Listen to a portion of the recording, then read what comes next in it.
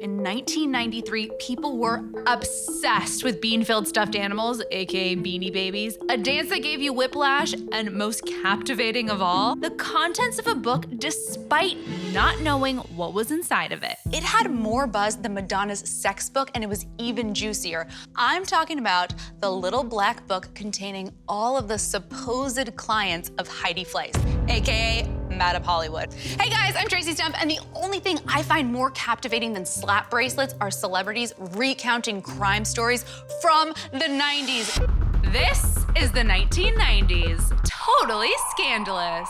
I'll waste no time introducing our celeb today. This man was directly involved in the biggest crime story in the 90s, Kato Kaelin. I said, Nicole, who lives back there? And she said, no one. And then I said, could I? So we're here to talk all things Heidi Fleiss. Oh my gosh, I can't even tell you how refreshing that is. No OJ. Thank you, Tracy. Let's talk Madame Hollywood, please. Somebody give me a grapefruit juice. So you were in the Hollywood scene in the 90s. What was your reaction to Heidi Fleiss in the prostitution ring? I was sort of on the edge of my seat. I wanted to find out who was involved in this. I mean, I knew I wasn't, but I was like, oh my God, they've got a prostitution ring. You know, she's got this black book. It's like, oh, they're gonna release the people that are involved with stuff. Who's married? Who has relationships? It's gonna bring down a lot of people in Hollywood, especially power people. The woman we now know as Madame Hollywood was born in Los Angeles in 1965. In '88, Heidi becomes involved with an older gentleman, director Ivan Nagy. It said that Ivan connected Heidi to the world of prostitution.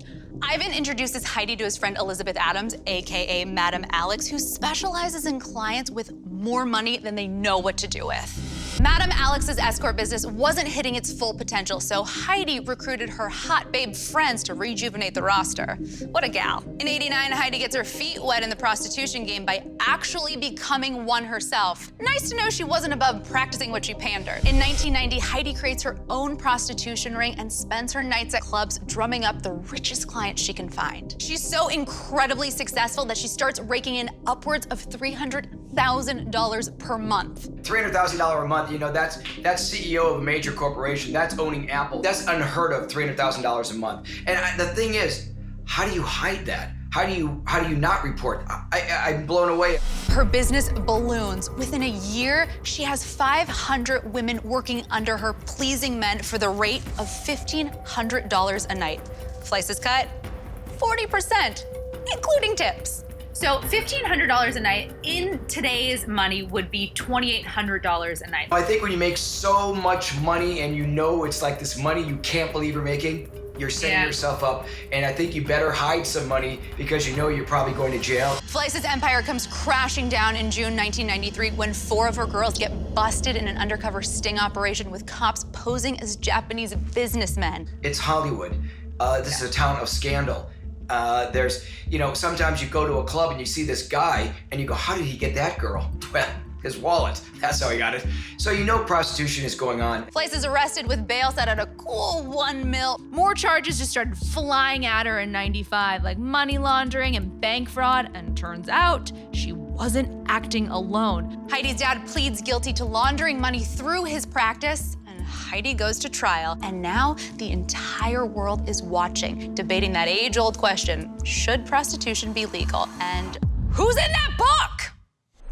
So apparently when this was all going down and Heidi was kind of getting caught, Hollywood came to a standstill. As you know, actor going on auditions and all that, you could tell there was people worried in Hollywood. Finally, after Heidi refuses to name names, one of her clients comes forward. Charlie Sheen testifies on videotape that he spent $53,000 a year on Fleiss's escort services with at least 27 rendezvous.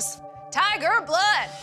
Yeah, you know, he had admitted it. I think that's kind of a big thing for him to do. If you remember back then, he used to be on Letterman and Leno and always doing jokes about the book of Heidi Fleiss. But is it just good, clean fun, or is it like kind of boys being boys kind of stuff, or is Bad, dirty fun. Bad, dirty fun? Yeah. On August 11th, 1995, a federal jury convicts Heidi of 8 counts. She's sentenced to 3 years in prison, but still no word on who the rest of her clients were. I feel cheated.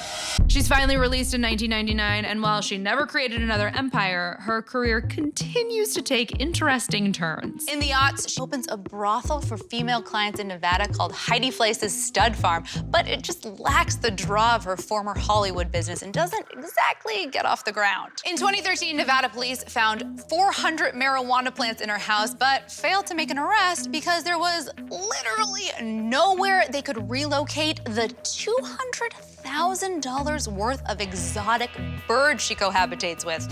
What? And guess what? If there were any parrots, they didn't say anything about who was in that little black book.